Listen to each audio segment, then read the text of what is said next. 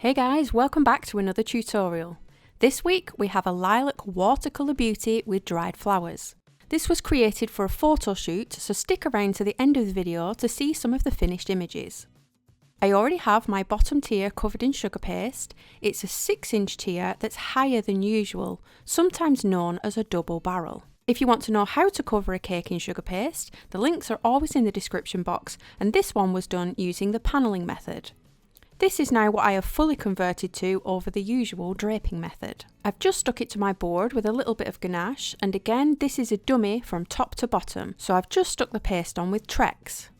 If you want to see how to clean your dummy ready for next time, I have a tutorial on that which I'll also leave linked below. First, I'm getting my paint ready. Here I'm using some orange airbrush colour and I'm mixing it with some white powder to create an opaque pale orange paint. You can also add a little bit of water too. I'm then just taking a big fluffy brush and applying rough patches here and there, leaving gaps in between. You can create a paint not just with airbrush colour but gel colours as well. I'm then going in with baby blue. This is just blue airbrush colour, which I'm adding some white powder to with a bit of water, and all the colours were chosen specifically by looking at the mood board that was sent to me by the event stylist. Here I'm just dabbing the paint on, filling some of the gaps next to the orange. Lastly, I'm going in with my lilac, pulling some of the colour into the orange and blues, but as you can see, because the paint is opaque, the colours don't blend all that well. So now I'm taking a piece of kitchen roll and I'm dabbing off any harsh, thicker layers of paint. You can see this is now adding a white effect where some of the paint is being removed, and I'm going in with a drier brush, dabbing the colours over each other so that they blend and soften into each other.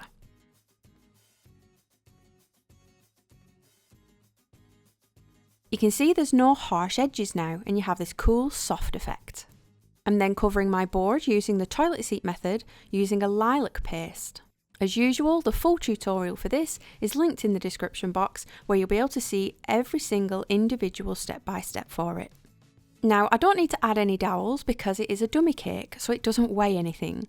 I'm just sticking my tiers together with ganache. This is a 5-inch going on top, which is shallower than usual, and then it's topped with a 4-inch cake at normal height. So you can see I'm just playing with the heights and keeping the ledges shallow compared to my usual compositions. The problem you get with dummies is because they're so light, the gravity doesn't pull one dummy down to sit flush with the next, as it's floating on a very small layer of ganache. So you can see there's actually a gap here. You wouldn't usually get this with real cake, as the weight would push it down to meet the tier below it and sit on its dowels. So sometimes covering dummies isn't always easier than covering a real cake. Luckily, I designed it so I could hide the gaps. I'm just rolling out a long thin sausage using my smoother to roll it even. And then I'm just folding the rope in half. I'm squeezing the two ends together and then pushing one end up and one end down to create the twisted rope effect. Eventually, the rope ends will start to become very tight, so then you'll need to go more in the centre to make sure the middle is also keeping a uniform twist.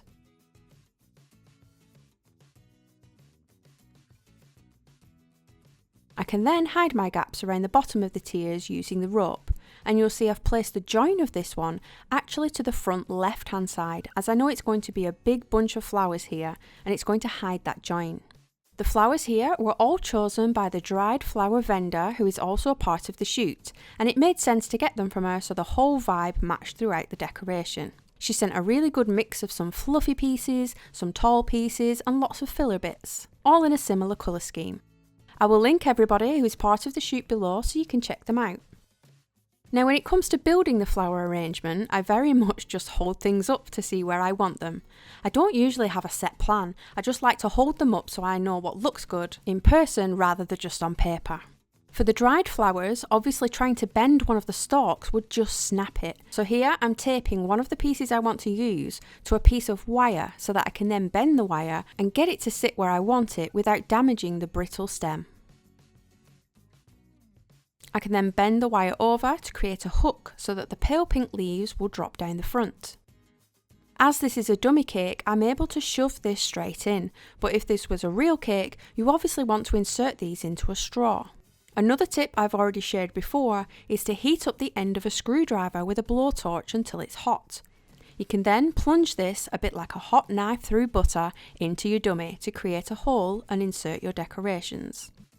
As we all know, trying to push something into polystyrene doesn't always go to plan.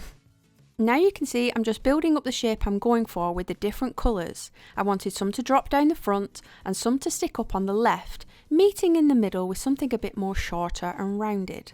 This is pretty much how I build all of my floral arrangements. And it was a question that was asked, how do I know where to put the flowers? It's a case of just adding one at a time, holding things up and adding it in where I think it looks good.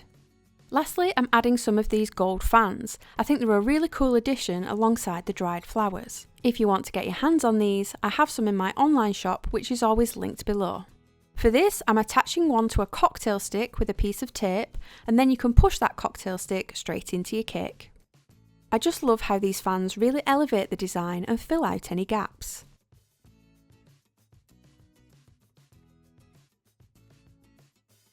And that's it, we're all done. It's not really any different to making it in real cake. In fact, you wouldn't have your gaps in between the tiers, and pushing your flowers in is actually far easier in real cake.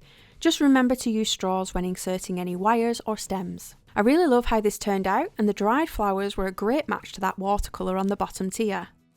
Stick around now to see some of the fabulous images taken by the photographer on the day, and again I will leave everybody linked below. I hope you enjoyed this one and like seeing something a little bit different in terms of the different heights and sizes of the cakes. See you in the next one.